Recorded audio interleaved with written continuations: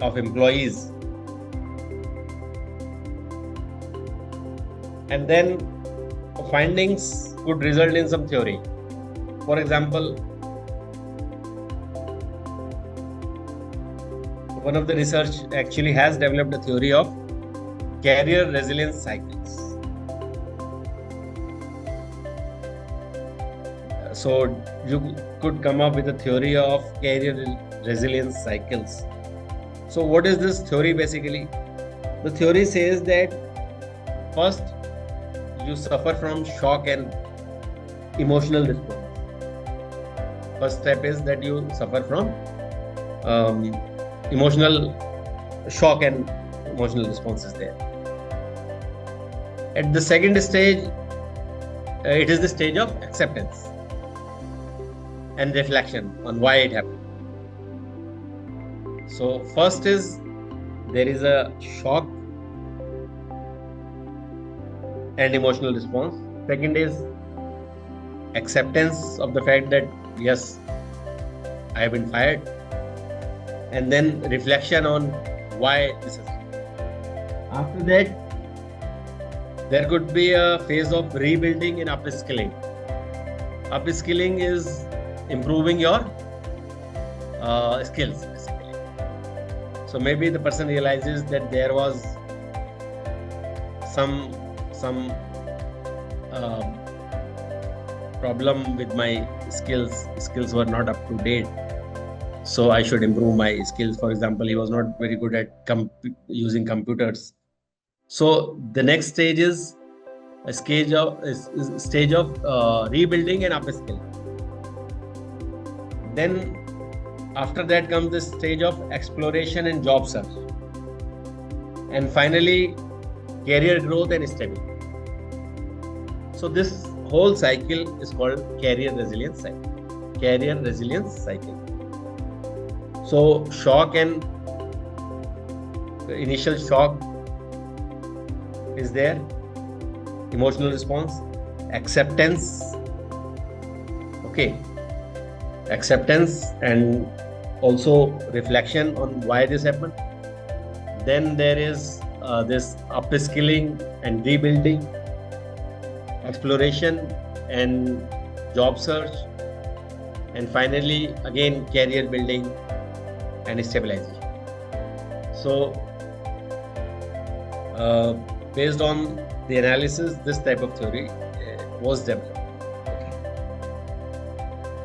Then there is IPA, interpretative phenomenological analysis. Here the idea is to understand the personal experiences of a subject. Personal experiences of a subject. Subject is somebody who is being interviewed. However, this would look similar to narrative analysis. Narrative analysis also, a person is sharing his experiences. Okay, but there is a subtle difference. Narrative analysis examines the story. Examines the story itself. Whereas the IPA examines the interpretation. Okay. So IPA is subject-centered, used for studying trauma, identity health experiences, analyzing how individuals adjust to life after a major accident. For example, narrative analysis asks, how do people tell their stories? That is what is looked at. Uska analysis karo.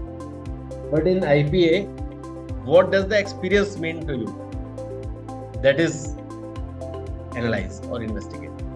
What does the experience mean to you? So in narrative analysis, how do you tell your experience? What does the experience mean to you? That is the part of IPA. In-depth interviews, again, data collection is repeatedly reviewing transcripts, again same. Team identification, exploring emotional and cognitive processes. Cognitive processes are those related to memory, basically. Interpretation, draw conclusions based on frequency and context. So you interpret the data based on frequency and context. We take one example. How do patients diagnosed with research make sense of their condition over time? This could be a research question. How do patients diagnosed with cancer make sense of their condition over time?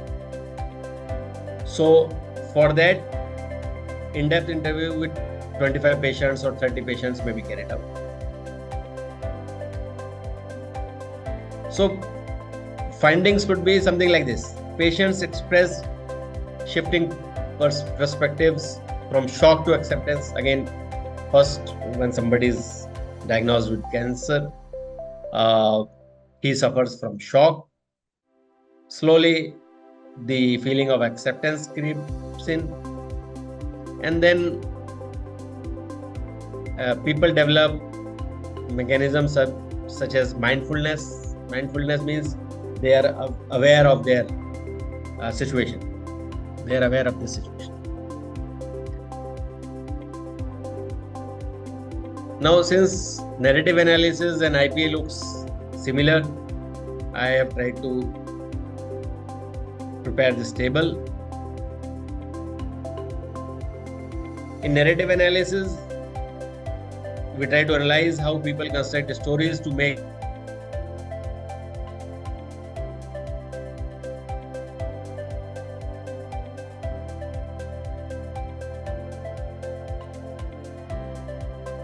examine how events are told.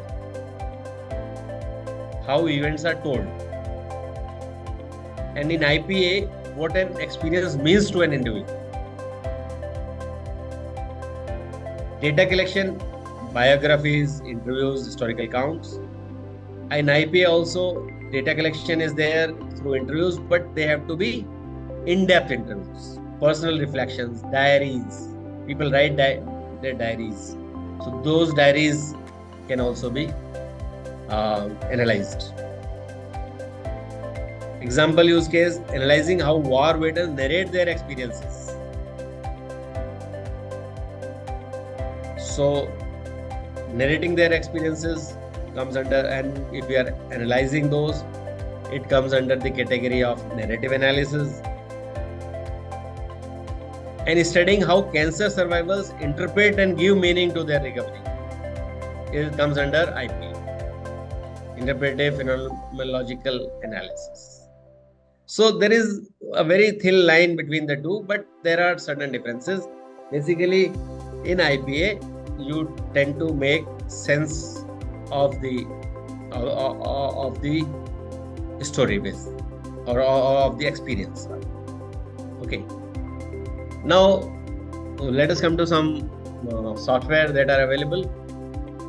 We have Atlas.ti, MaxQDA, and NVivo. These are proprietary software. So if you are interested in doing some qualitative data research, then obviously you need to get hold of one of these software, or maybe you can have some software like Togate, which is a free software. Teguet. So here it has the word tag. So from Teguet you can do some quantitative data analysis, qualitative data. Quell coder is there, R coder is there. So code is an important term which is used in qualitative data analysis, because every data analysis requires coding. Codes are labels that you stick to, you assign or you attach, connect to a particular set or set of sentences. Then Google Office Suite is also there, which can be used. Although it's very useful, but the qualitative data analysis has certain limitations. So first limitation is subjectivity. As I told you, subjectivity is there. You do not come up with numbers.